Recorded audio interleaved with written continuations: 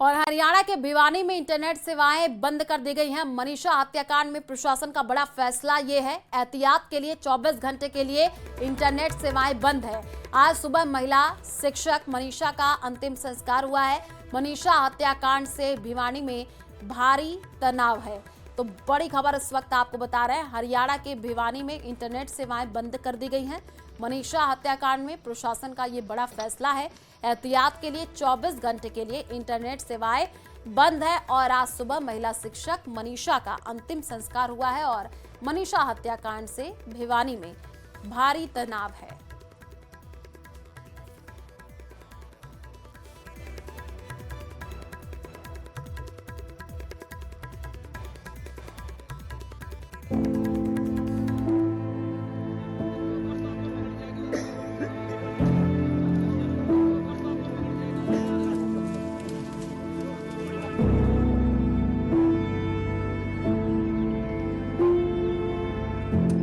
भिवानी की मनीषा का अंतिम संस्कार आज पूरा हो गया।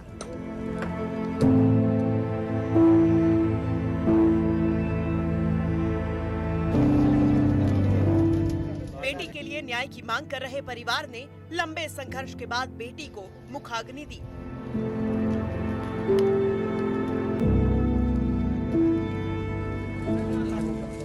मनीषा का अंतिम संस्कार अंत नहीं, बल्कि इंसाफ के लिए जंग का एक पड़ाव है।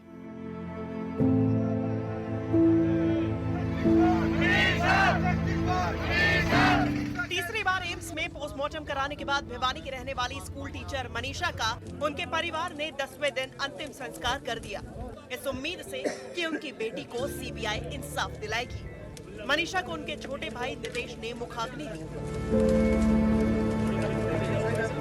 हजारों लोगों के साथ प्रशासन की मौजूदगी में बहुत शांतिपूर्ण तरीके से उस बहन को विदाई दे दी गई है। परिवार की तरफ से बात यही थी कि उन्हें और कुछ नहीं चाहिए, बेटी को न्याय चाहिए।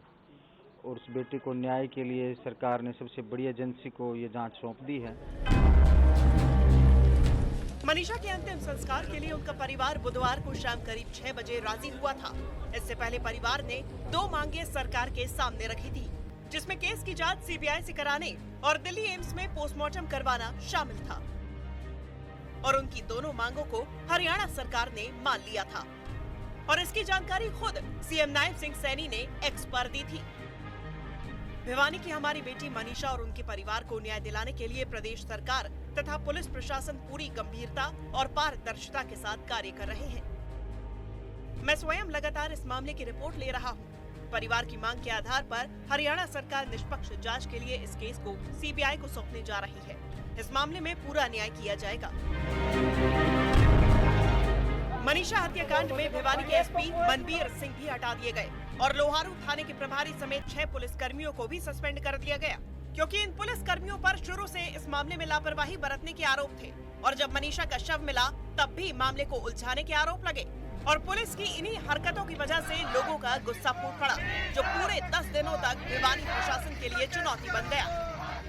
दरअसल मनीषा 11 अगस्त को लापता हुई थी, लेकिन पुलिस ने केस दर्ज नहीं किया। 13 अगस्त को मनीषा का शव सिंघानी गांव में खेतों में मिला था। मनीषा की गला रेतकर हत्या की गई थी और शव की हालत बेहद खराब थी। गर्दन के पास की खाल और हड्डियां भी गायब थी। रेप की आशंका के लिए स्लाइड सैंपल फॉरेंसिक लैब भेजे गए। 18 अगस्त को पुलिस ने दावा किया कि मनीषा ने आत्महत्या की और कीटनाशक खरीद कर खाया है। सुसाइड नोट भी वायरल हो गया। आईजी ने कहा कि बैग के पास से सुसाइड नोट मिला है। पुलिस अभी तक मनीषा का मोबाइल और कीटनाशक बोतल भी बरामद नहीं कर पाई। जहां पुलिस ने सुसाइड लेटर का दावा किया, तो वहीं मनीषा के पिता ने दावा किया कि वो इंग्लिश में लेटर नहीं लिख सकती है।